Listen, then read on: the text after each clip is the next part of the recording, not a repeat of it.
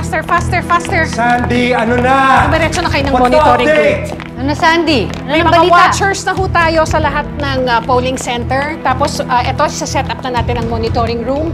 Itatali natin yung numbers na galing sa watchers at saka yung galing sa NEC server.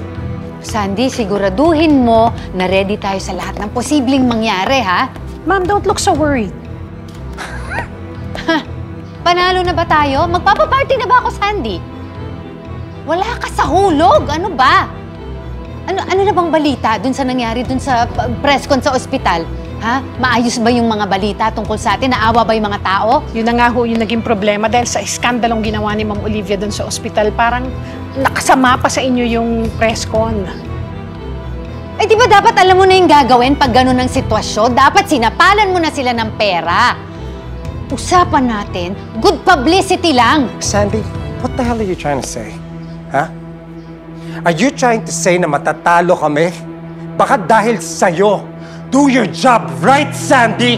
May mga tao lang ho talaga tayong hindi hawak.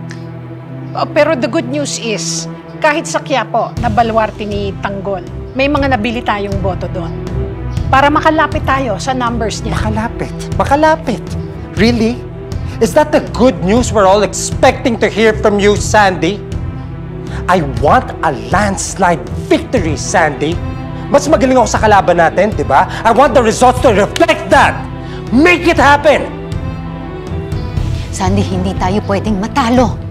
Lahat-lahat ng meron ang mga gerero na kataya sa eleksyong ito. Ginagawa po natin ang lahat para masiguro yung panalo ninyo. Well, kung ako sa'yo, Sandy, gagawin ko talaga ang lahat. Because if I lose this election, I highly suggest na magtago ka na.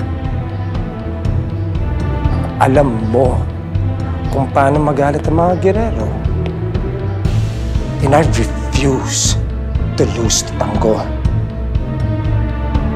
You understand me, Sandy?